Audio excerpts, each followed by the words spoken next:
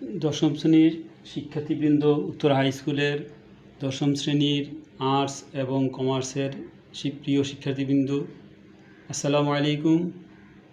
আশা করি তোমরা সবাই ভালো আছো। বন্ধুরা, ইতিপূর্বে তোমরা জেনেছ অবজেক্টিভ অর্থাৎ বহু নির্বাচনী প্রশ্ন নিয়ে তোমাদের পরীক্ষা হবে। তো তোমাদের সিলেবাসটাও ইতিপূর্বে জানিয়ে দেওয়া হয়েছে। এই পরীক্ষায় থাকবে তৃতীয় অধ্যায় হৃৎপিণ্ডের যত কথা, ষষ্ঠ অধ্যায় পলিমার, আর আরেকটা অধ্যায় হলো 11তম অধ্যায়, সেটা হলো তোমার জীব প্রযুক্তি। এই তিনটা অধ্যায় থেকে নৈর্ভিত্তিক হবে। তো বন্ধুরা, আমরা আজকে তৃতীয় অধ্যায় অর্থাৎ হৃৎপিণ্ডের যত কথা, এই অধ্যায় থেকে কিভাবে প্রশ্নগুলো হতে পারে এগুলো নিয়ে তোমাদের সাথে একটু আলোচনা করবো ইনশাল্লাহ। তো সবাই মূল বই অর্থাৎ মেইন বই বেশি অনুসরণ করবে, মেইন বইটাকে দেখবে। আর আমি যে প্রশ্নগুলো এখন বলছি এগুলো তোমরা খুব মনোযোগ দিয়ে শুনবে, যেগুলো প্রয়োজন খাতায় লিখবে। তো বন্ধুরা, আসো হৃৎপিণ্ডের যত কথা। হৃৎপিণ্ড আমাদের দেহের একটা পাম্পিং মেশিন। যদি জিজ্ঞাসা করি হৃৎপিণ্ডটা আকৃতি কীরকম, বলবা ত্রিকোণাকার। হৃৎপিণ্ডের আকৃতি হলো ত্রিকোণাকার এবং এটা তোমার আমাদের দেহের একটা খুব ইম্পর্টেন্ট অঙ্গ। হৃৎপিণ্ড ত্রিকোণাকার। পূর্ণবয়স্ক মানুষের দেহে কত লিটার রক্ত থাকে? একজন পূর্ণবয়স্ক মানুষের দেহে 5 থেকে 6 লিটার রক্ত থাকে। এটা খুবই ইম্পর্টেন্ট তথ্য। 5 থেকে 6 লিটার রক্ত থাকে। 5 থেকে 6 লিটার রক্ত থাকে একজন পূর্ণবয়স্ক মানুষের দেহে। আমাদের দেহের মোট ওজনের শতকরা কত ভাগ? এটা হলো 8 ভাগ, শতকরা 8 ভাগ। আমাদের যে দেহের মোট ওজন তার শতকরা 8 ভাগ হলো এই তোমার রক্ত।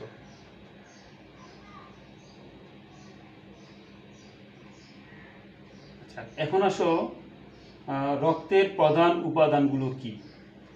রক্তের প্রধান উপাদানগুলো হলো রক্তরস,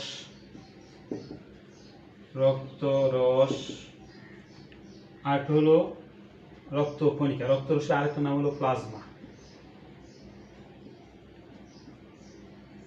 আর দ্বিতীয়টা হলো রক্তকণিকা। তোমরা কি বলতে পারবে যে রক্তরস কত ভাগ? এটা হলো রক্ত তোমার যে রস, এটা হলো 55 ভাগ, 50% টোটাল, আর এটা হলো 45%। তো এখন এই রক্তরস এবং রক্তকণিকা এগুলো আমাদের দেহের রক্তের মধ্যে তো অবশ্যই আছে। রক্তটা তরল, অবশ্যই যোজক কলা। রক্ত হলো তরল যোজক কলা। রক্তটা কি? তরল যোজক কলা। এবার আসো দেখি আমরা রক্তের তরল অংশকে কি বলে। এই রক্তের তরল অংশটাই হলো প্লাজমা। মনে রাখবা, রক্তের তরল অংশটা কি বলো? প্লাজমা। আর রক্তরসের কত পার্সেন্ট পানি? রক্তরসের তোমার 90 ভাগই হলো পানি। 90 ভাগ, রক্তরসের 90 ভাগই হলো পানি। আর বাকি যে 10 ভাগ থাকবে, এটাতে বিভিন্ন জৈব এবং অজৈব পদার্থ দ্রবীভূত অবস্থা থাকে। আচ্ছা বন্ধুরা, দেখো খুবই ইম্পর্টেন্ট একটা প্রশ্ন। সিরাম, রক্ত থেকে রক্তকণিকা এবং রক্ত জমাট বাঁধার জন্য যে প্রয়োজনীয় প্রোটিন আছে, এটাকে সরিয়ে নেওয়ার পর যে তরলটা থাকবে তার নাম সিরাম। এই সিরাম কথাটা খুব মনে রাখা। সিরামটা কি? রক্তকণিকা এবং প্রোটিন এগুলো সরাই নিলে যে তোমার তরলটা থাকবে সেটাই হলো সিরাম। এটার আকৃতিটা কিরকম, মানে কালারটা কিরকম? হালকা হলুদ রঙের। হালকা হলুদ। সিরামটা হলো হালকা হলুদ। আকৃতি হলো হালকা হলুদ।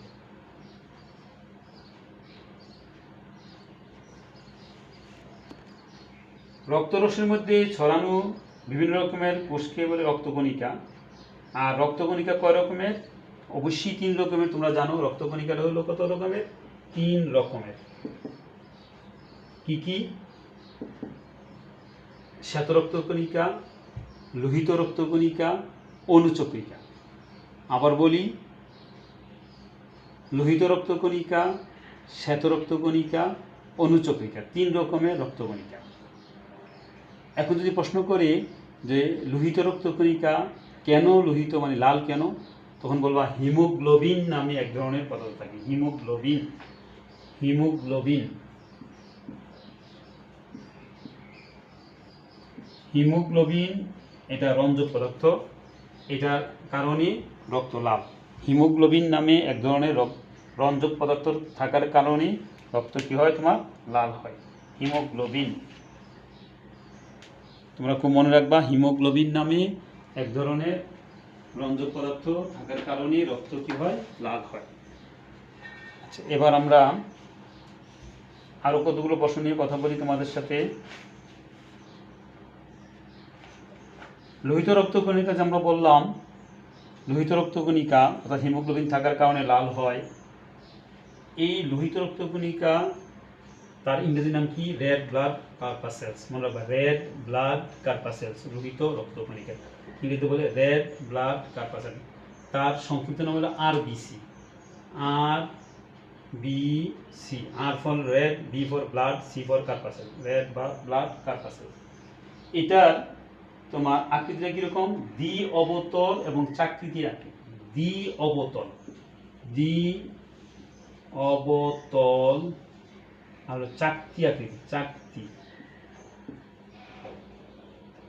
আকৃতির। অনেকে তোমরা এলফেন যে চকলেট খাও, ছোট এলফেন চকলেটগুলো, ওই ছোট চকলেটগুলোর মতো অনেকটা আকৃতিটা, এলফেন লিপ। কতদিন বাঁচে? তাদের টোটাল 120 দিন। অর্থাৎ 120 দিন পর অটোমেটিকই এরা মারা যায়। তাহলে প্রতিদিন অনেক লোহিত রক্ত উৎপন্ন হবে, আবার মারা যাবে। তাহলে এগুলা অস্থি মজ্জা থেকে উৎপন্ন হয়, আমাদের অস্থি মজ্জা থেকে উৎপন্ন হয়। আর কোথায় এটা তোমার সঞ্চিত থাকে? প্লিহা, এটা মনে রাখো, প্লিহা। প্লিহা ইংরেজিতে বলে স্প্লিন, SPLEEN, প্লিহা। এই প্লিহাতে এটা সঞ্চিত থাকবে। কোনটা? লোহিত রক্তকণিকা। এটা কোথায় সঞ্চিত থাকবে? প্লিহা বা স্প্লিন, এটাতে সঞ্চিত থাকবে। বিভিন্ন বয়সে মানবদেহে প্রতি ঘন মিলিমিটার রক্তে গড়ে লোহিত কণিকার সংখ্যা ভিন্ন। যেমন ভ্রূণদেহে 80 থেকে 90 লাখ, সবচেয়ে বেশি এটা 80 থেকে 90 লাখ, 80 থেকে 90 লক্ষ প্রতি ঘন মিলিমিটারে। প্রতি ঘন মিলিমিটারে থাকবে 80 থেকে 90 লক্ষ। আর শিশুদের থাকে 60 থেকে 70 লাখ, পূর্ণবয়স্কদের 4.5 থেকে 5.5 লাখ। তো এবার আসি আমরা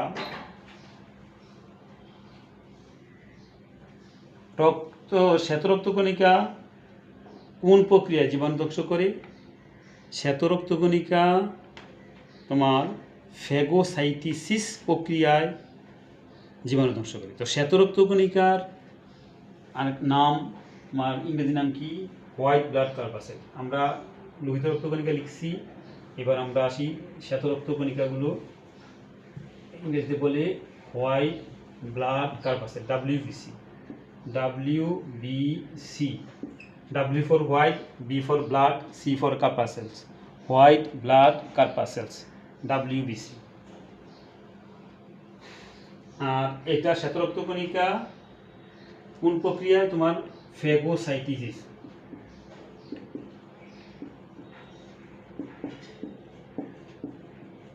এই ফ্যাগোসাইটোসিস প্রক্রিয়ায় এরা জীবাণুকে ধ্বংস করে ফেলে, অর্থাৎ জীবাণুকে খেয়ে ফেলে।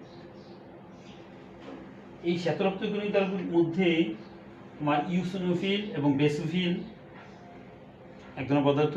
এরা কি নিঃসৃত করে অ্যালার্জি প্রতিরোধ করে? মনে রাখবা, হিস্টামিন। হিস্টামিন, এটা হিস্টামিন নির্গত করে অ্যালার্জিকে প্রতিরোধ করে না। এবার আসো আমরা এবার অনুচক্রিকাগুলোর নাম বলি। অনুচক্রিকাগুলো কি করে? রক্ত জমাট বাঁধতে সাহায্য করে। আর এর ইংরেজি নাম হলো প্লেটলেট। অনুচক্রিকাগুলার ইংরেজি নাম হলো প্লেটলেট। এদের গড় আয়ু 5 থেকে 10 দিন, খুব কম। গড় আয়ু হলো 5 থেকে 10 দিন। অ্যান্টিজেন ও অ্যান্টিবডির উপস্থিতিতে ভিত্তিতে মানুষের রক্তের এটা কতটা ভাগে ভাগ করছে, কতটা গ্রুপে ভাগ করছে? তোমরা 4টা গ্রুপ মনে রাখবা। মানুষের দেহকে রক্তটাকে গ্রুপে ভাগ করছে 4টা। তাহলে অ্যান্টিজেনটা কি? বহিরাগত বস্তু বা প্রোটিন। যখন কোনো বহিরাগত বস্তু বা প্রোটিন আমাদের দেহে আসে রক্তের মাধ্যমে, তখন রক্ত কী করে? এটাকে প্রতিরোধ করার জন্য যে পদার্থটা নির্গত করে তার নাম হলো অ্যান্টিবডি। মনে রাখবা, একটা হলো অ্যান্টিজেন, একটা হলো অ্যান্টিবডি। অ্যান্টিজেন এবং অ্যান্টিবডি এগুলোর ভিত্তিতে আমাদের রক্তটা 4 ধরনের। আমরা বলি শোনো, ও গ্রুপ আমরা বলি, এ group, B group, A B group. আসো এবার কোন গ্রুপের রক্ত বহনকারীকে সার্বজনীন দাতা বলে? এটা বলবো তোমরা ও গ্রুপ, সার্বজনীন দাতা, সবাইকে দিতে পারে।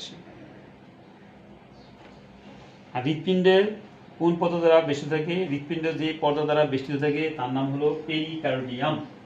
হৃৎপিণ্ড যে পর্দা দ্বারা বেষ্টিত থাকে তার নাম হলো পেরিকার্ডিয়াম। পেরিকার্ডিয়াম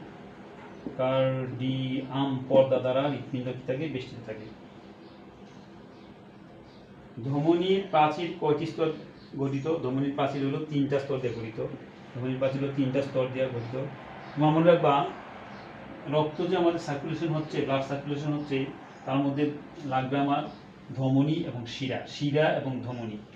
শিরা তার উৎপত্তি হলো কৈশিক জালিকা, আর ধমনীর উৎপত্তি হলো হৃৎপিণ্ড। খুবই ইম্পর্টেন্ট তথ্য। ধমনীর উৎপত্তি হৃৎপিণ্ড, আর কৈশিক জালিকা তোমার শিরার উৎপত্তি হলো কৈশিক জালিকা। তাহলে ধমনী কি বহন করে? ধমনী অক্সিজেন সমৃদ্ধ রক্ত বহন করে সমস্ত শরীরে নিয়ে যায়, আর শিরা কার্বন ডাইঅক্সাইডযুক্ত রক্ত বহন করে তোমার আমাদের দেহের থেকে যত বর্জ্য পদার্থগুলো আসতেছে, অর্থাৎ কার্বন ডাইঅক্সাইডযুক্ত রক্ত, এগুলোকে নিয়ে শিরা চলে আসে, এবং শিরা আবার পিউরিফাই হয়ে আমাদের দেহে আবার চলে যায়। কোনটিতে কপাটিকা থাকে না? মনে রাখবা, কপাটিকা। ধমনীতে কপাটিকা থাকে না। ধমনীতে কপাটিকা থাকে না। ধমনীতে কি রাখবা না? ধমনী। কপাটিকা, কপাটিকা, এটা মনে রাখবা। কপাটিকা, কপাটিকা। এই ধমনীতে কোনো কপাটিকা থাকবে না। ধমনীতে কপাটিকা থাকে না। হৃৎপিণ্ডের সংকোচনকে বলে সিস্টোল, আর হৃৎপিণ্ডের প্রসারণকে বলে ডায়াস্টোল।